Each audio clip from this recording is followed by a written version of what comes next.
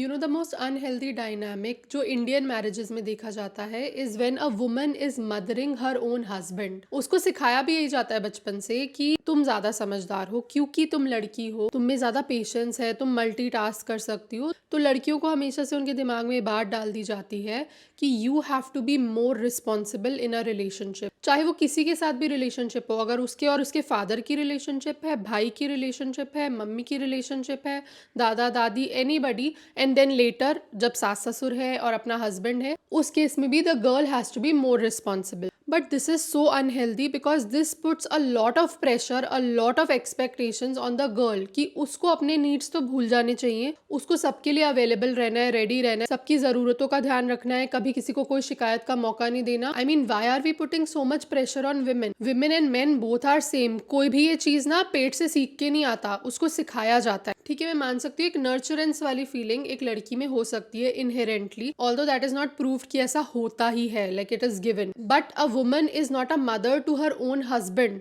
उसके हस्बैंड को खुद अपना रोल और अपनी रिस्पॉन्सिबिलिटीज लेनी चाहिए। बट क्या होता है ना कि आपके ससुराल वाले भी और आपके घर वाले भी वो आपको यही सिखाते हैं कि बेटा लड़के ना उतने समझदार नहीं होते, उन्हें समझ नहीं आता, उनको ना सब बताना पड़ता है। अरे अगर वो गुस्सा कर देते हैं ना, लड़कों को गुस्सा आता है। मतलब everything that a man does which is not healthy is justified just because he is a man, that he is allowed to be himself fully. But when a woman tries to be herself, when she speaks about her opinions, when she says no, when she questions things, then everybody is like अरे कैसी लड़की है, कितना जबान चलाती है, बड़ों की कोई रिस्पेक्ट ही नहीं करती।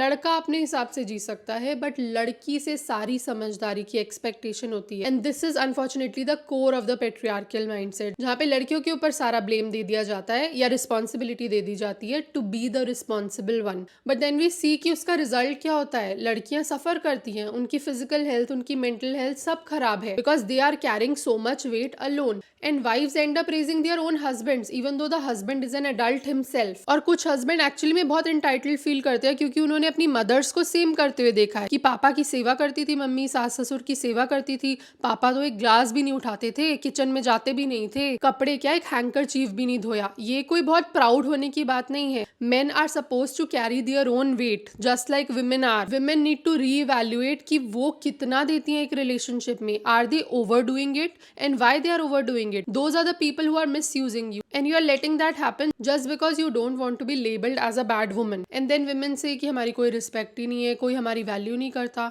क्योंकि आप अपनी value नहीं करते। अब आपके ऊपर है, do you want to continue being this sacrificial महान औरत or do you want to put yourself first and drop everyone's expectations off your shoulders?